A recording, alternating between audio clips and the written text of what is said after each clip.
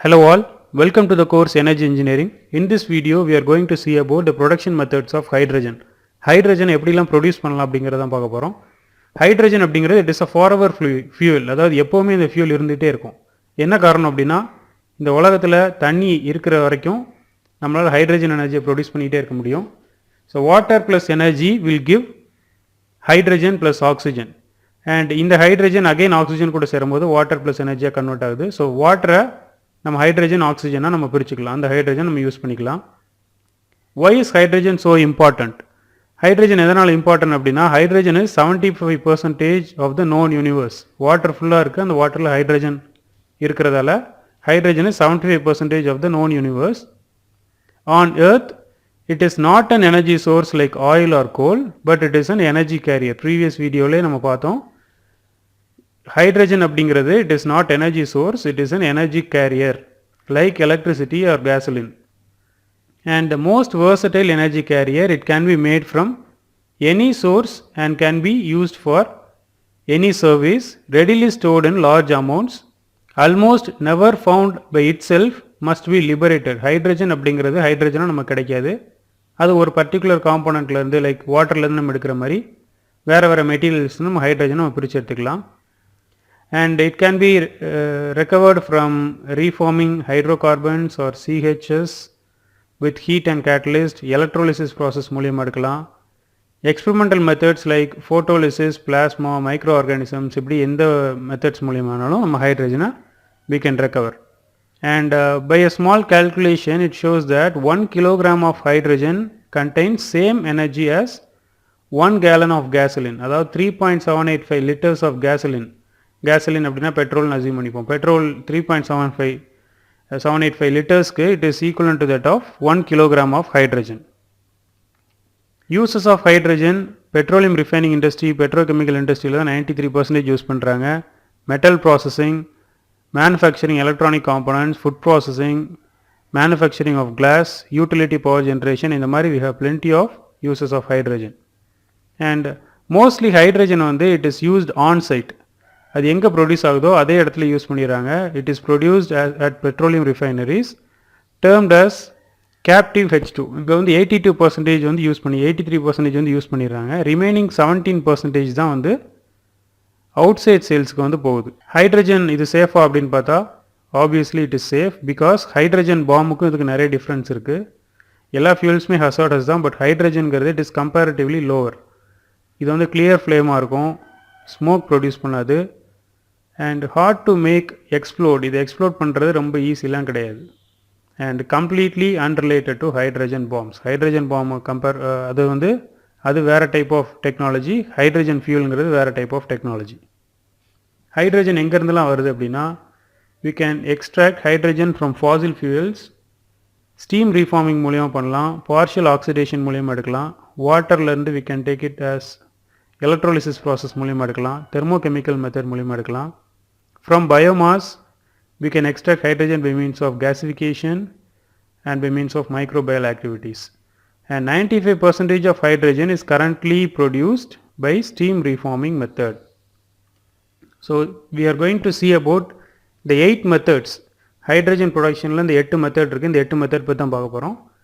Steam methane reforming, water electrolysis, gasification, renewable liquid reforming, nuclear high temperature electrolysis, high temperature thermochemical water splitting, biological method and photo electrochemical method. So first is steam methane reforming method. So இதில் first step என்ன அப்படின்னா methane will be reacting with steam at a temperature of 750 to 800 degree Celsius. Methane எப்படி produce பண்ணுங்கிறதுக்கு videos நிறைய இருக்குது, already நம்ம சேனலில் நிறைய videos இருக்குது மீத்தேன் எப்படி ப்ரொடியூஸ் பண்ணணுன்ட்டு. So you can watch it. So methane is reacting with steam at a temperature of 750 to 800 degrees Celsius to produce synthesis gas. Synthesis gas வந்து syn gas அப்படின்னு சொல்லுவாங்க. இது வந்து it is a mixture of H2 and CO. So இதுதான் வந்து first step, methane reacting with steam. And second step is water gas shift, WGS. இது வந்து it will here the carbon monoxide, previous caseல carbon monoxide produce ஆச்சுல, that carbon monoxide will be reacting with steam again to produce CO2 and hydrogen. So இதுதான் வந்து second step. First ஸ்டெப்பில் மீத்தேனும் ஸ்டீமும் react ஆகி CO and H2 produce ஆகுது. Second ஸ்டெப்பில் CO is reacting with further steam to produce hydrogen and CO2. இது வந்து ரெண்டு ஸ்டேஜஸில் நடக்குது. High temperature shift HTS which is at a temperature of 350 degrees Celsius and low temperature shift LTS at a temperature of 190 to 210 degrees Celsius. So in the மாதிரி you have two stages. So first stage la CH4 reacting with H2 to form CO plus 3H2 and second stage la CO plus H2O to form CO2 and H2 and இதுதான் வந்து அந்த entire process. So first steam is allowed to flow. இந்த பக்கம் hydrocarbon methane ரெண்டு mix ஆகுது at high temperature and அதுக்கு அடுத்த ஸ்டேஜில் HTS இங்கே இன்னொரு ஹை டெம்பரேச்சர் ஸ்டேஜ் அண்ட் அதுக்கு அடுத்து ஒரு லோ டெம்பரேச்சர் ஷிஃப்ட் இருக்குது. இது முடிஞ்சதுக்கப்புறம் ஏதாவது ப்ராசஸ் கண்டென்சேட் இருந்துச்சுன்னா அதை வெளியில் எடுக்கிறாங்க. தென் we are removing CO2 வெளியில் எடுத்ததுக்கப்புறம் the balance will be the product hydrogen. So இப்போ ஹைட்ரஜன் நம்ம ப்ரொடியூஸ் பண்ணிட்டோம். And second is water electrolysis method. Here we are using cathode and anode. Cathode anode வச்சு they will be producing hydrogen. So water use பண்ணி anode cathode reaction நடந்து அந்த reaction மூலமா ஆக்சிஜனை ஹைட்ரஜனை தனித்தனியாக பிரிக்கிறாங்க. ஸோ பிரிச்சதுக்கப்புறம் overall reaction will be 2H2O will give 2H2 gas plus O2 gas. நம்ம அந்த ஹைட்ரஜனை கேஸாக வெளியில் எடுத்துருவோம். ஸோ இதுதான் வந்து water electrolysis method. Will be using anode and cathode. So ஆனோடில் ஆக்சிடேஷன் ரியாக்ஷன் நடக்கும், கேத்தோடில் ரிடக்ஷன் ரியாக்ஷன் நடக்கும். And third is gasification process. Gasification is a process in which coal or biomass is converted into gaseous components. Gasification ப்ராசஸ்க்கு நிறைய videos நான் post பண்ணியிருக்கேன், நீங்கள் previous வீடியோஸில் போய் பார்த்துக்கலாம்.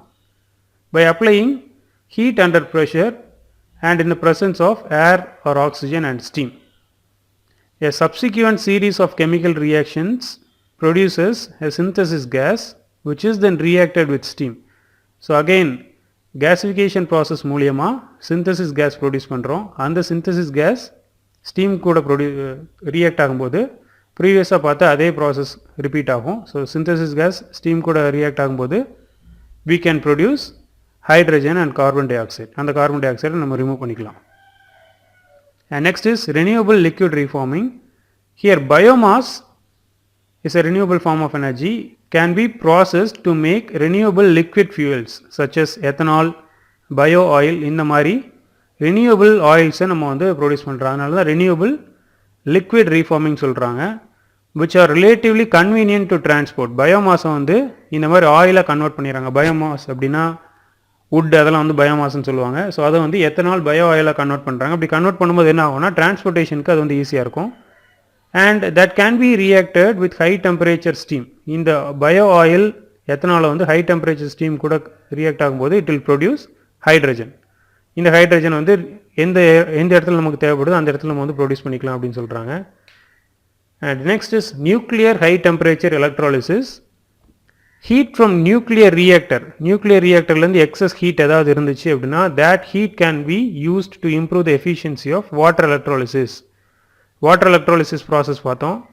அதில் வந்து எலக்ட்ரிசிட்டி கொடுத்து வாட்டர்லேருந்து we are just separating hydrogen and oxygen. இந்த வாட்டர் எலக்ட்ரோலிசிஸ் மெத்தடில் எக்ஸஸ் ஹீட் நம்ம கொடுக்கும்போது என்ன ஆகும் அப்படின்னா எனர்ஜி ரெக்யர்மெண்ட் கம்மியாகும், அதாவது எலக்ட்ரிசிட்டி ரெக்யர்மெண்ட் வந்து குறைச்சிரும். ஸோ நியூக்ளியர் ரியாக்டர்லேருந்து வரக்கூடிய எக்ஸஸ் ஹீட்டை இந்த வாட்டர் எலக்ட்ரோலிசிஸில் கொடுக்கும்போது டெம்பரேச்சர் ஆஃப் வாட்டர் இன்க்ரீஸ் ஆகுது. அப்படி இன்க்ரீஸ் ஆகும்போது எலக்ட்ரிசிட்டியோட ரெக்யர்மெண்ட் குறையுது. ஸோ இதனால் ஓவரால் எஃபிஷியன்சி இன்க்ரீஸ் ஆகும். அண்ட் இது வந்து வாட்டர் எலக்ட்ரோலிசிஸ்க்கு நம்ம யூஸ் பண்ணிக்கலாம் இந்த ஹை டெம்பரேச்சரை. And next is high temperature thermochemical water splitting. Another water splitting method uses high temperatures generated by solar concentrator. So solar எனர்ஜிலேருந்து சோலார் கான்சென்ட்ரேட்டர்லேருந்து அந்த எனர்ஜி நம்ம யூஸ் பண்ணி again we can split water into hydrogen and oxygen. ஒரு chemical reaction மூலியமாக same ப்ரீவியஸாக பார்த்தா அதே சிமிலர் மெத்தட் தான். பட் இங்கே வந்து சோலார் கான்சென்ட்ரேட்டர் யூஸ் பண்ணி we are just splitting water into hydrogen and oxygen. And next is biological method.